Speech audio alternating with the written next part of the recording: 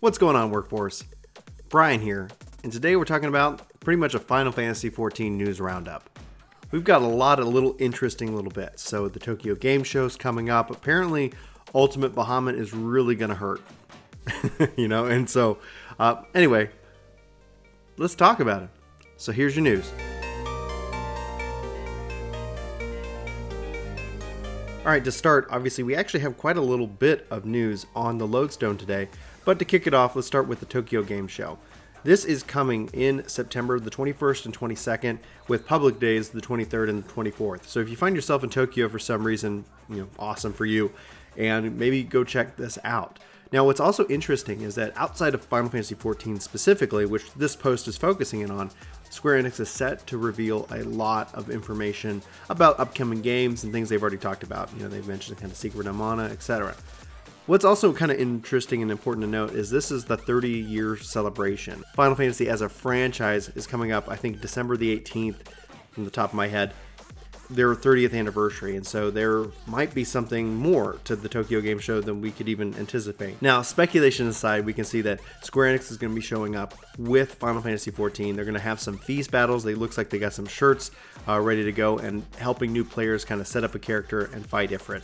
All in all, I think it's really good. They're pushing the feast, which is very interesting because in recent interviews that have come out from Mog Talk and some of the other creators here on the various platforms like YouTube and Twitch and things like that, they've talked about really wanting to push forward with the kind of the competitive scene, with creating teams and doing all these different things. And they've kind of talked about some of the things we can expect, and we've covered them in previous posts here about that. But it's really good to see them keep pushing forward, hopefully getting more feedback, and hopefully they'll continue to improve these systems altogether, I think, for the benefit of all. Even if you're not that big into PvP, that's okay, but to be able to continue to, I guess, just really kind of push and bring Final Fantasy to the forefront, and namely the competitive scene. It's interesting that they have that goal. It really is, and, honestly, it probably is a topic for another video completely, but we'll move on. As a quick rundown, they have the orchestral arrangement on sale on that September the 20th, and you can go and check out this special site to be able to order that in and of itself. If you're a fan of the music like I am, these music arrangements should not be missed, and that's really good. For those of you who don't know, they do update their fan kits, and it looks like both on September the 7th and 8th, they've updated the fan kit once more, and you can go check out those art assets. They've got it for phone, for Twitter, for whatever, and it's always encouraged to go check those out for some really high quality art assets, desktop backgrounds and things like that. So I would encourage you guys to go check that out. We're going to skip over the Rising Twitter Bash, namely because that contest ends today. You can go check out the link if you want to try to get a late entry in there, but all in all, we'll just move on to new optional items now available for sale on the Mog Station. You can see some very cool, you got, one of the things I think people have been asking for is a scythe for the Dark Knight, and it looks like obviously Warrior could probably glamour that as well, even Black Mage. But if you really want to go with that theme, with that scythe theme, here you go, scythe. And yeah, it's really interesting. So it's kind of, got a very Halloween-esque feel now available on the Mog Station itself. So go check out those items if you're interested in some glamour or some roleplay. Now finally, out of the 14-hour broadcast celebrating the 4th year anniversary from Realms Reborn's launch, they've got a couple of Reddit users have gone in and translated some of this information, giving us some more insight into the conversation and things that we might have missed. For me personally, what stands out is obviously this first comment talking about if your team would give up on, A4 Savage, that's the new, hardest content right now in the raid, that you might as well give up on Ultimate Bahamut Phase 1. So saying don't even attempt it. However, if you do attempt it, that, and this is just this makes me laugh. And so they say, consider it a mercy that you won't make it to the later phases of the game because something really worse is waiting for you. For those of you who might not have known, the Ultimate Bahamut, or the Unending Coil Bahamut Ultimate, is the Super Savage mode, this really high intense, high, difficulty raid, where Yoshi asks, please don't complain about the difficulty. Everybody keeps wanting more and more difficult content. Well, here you go. We're going to take the gloves off. So it's going to be neat to see how well they do with the gloves off. Personally, I am really looking forward to seeing some of the hardcore raiders.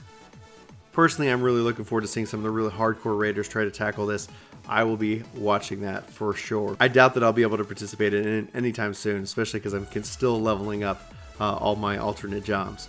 Now, there's a lot of little tidbits here in the interview. I'm not going to go through them all, but they're talking about the black hole mechanics. They talk about the black hole mechanics for AS4, A4S, whatever we want to call it, and other little bits and pieces of information. So I would highly encourage you guys to check the link in the description below if you guys want to dive more into that. There's another interview here as well. So the questions that players sent over for the 14-hour broadcast, talking about the Dragoon animation log, for example, and saying that they calculate Dragoon's damage based off of that and factoring that in, and so they don't have any plans to get rid of it. The Red Mage displacement knockback gap opener, is that too large? And they say they designed it with that specific thing in mind. Basically, I like to think of it as the kind of a developer minded saying, that's not a bug, it's a feature. It's if you're not in the world of development, it's a common joke when somebody finds something that ends up either working one way or another, and you just kind of call it a feature rather than a bug. I don't know either which way, but it doesn't seem like things are going to be changing. Asking for additional emotes, talking about, and this is interesting, how strong is the Warrior Light as a human? And they say that Guts is stronger than a level 70 Warrior of Light, but the Warrior of Light is stronger than Xenos, stronger than Raban, and stronger than a 50 Warrior of Light. And that they say that the level 70 Warrior of Light beating Xenos was a miracle. And so I don't know if there's a little bit of lore there for you, but it's pretty interesting. And they say right now in all of Eorzea, the strongest one without a doubt is Omega. And that's really exciting to see. So it's going to be fun playing through that over the next couple patches. So the question was about building tent on the Azim steps, and they said they'd actually have to redesign and rebuild the game for something like that to happen. They tried to do a bonfire minion, it just didn't work, so they scrapped it. Level sync for Chocobo races, saying the person who built Chocobo races got promoted, and so it's not on their schedule yet. And lastly, the one thing I want to point out is this highlighted section here is talking about, can we get a family discount subscription fee? One thing that I think I personally would love, being that my wife and I play together, but I know there are many couples out there and families out there that play this game, especially building off the Netflix series Dad of Light and all of that, kind of tied into. And they said they'd like to consider it, but they still have a lot they have to clean up regarding personal info management and all of that. Makes sense, but they're going to look into it. It seems like it might take some time, considering this is the first time anyone asked for something like that. So honestly, I think that's a nice little, thing to end this on. I would hope that they continue down that road. I think that sounds like a really cool feature, especially from an account management feature, being that I manage my wife's account. It would be great if I could kind of just group all of that together, especially then if my daughter and as they grow up, if they start playing this game with us as well. So that in and of itself, I think those are just a little bit of things that are interesting about things we might have missed from the 14-hour broadcast. But if there's anything that I missed that you found interesting, please let me know in the comments below and let's have that conversation. But for Work to Game, my name's Brian. Thanks so much for watching this, I guess compiled list of random Final Fantasy XIV news bits. Again, thank you for watching. I really appreciate you being here. And with that, I'm just going to wrap up because I don't really have a great, I guess, memorized exit intro, or at least I'm butchering it one way or the other. You guys have a fantastic week, and I'll talk to you later. Bye.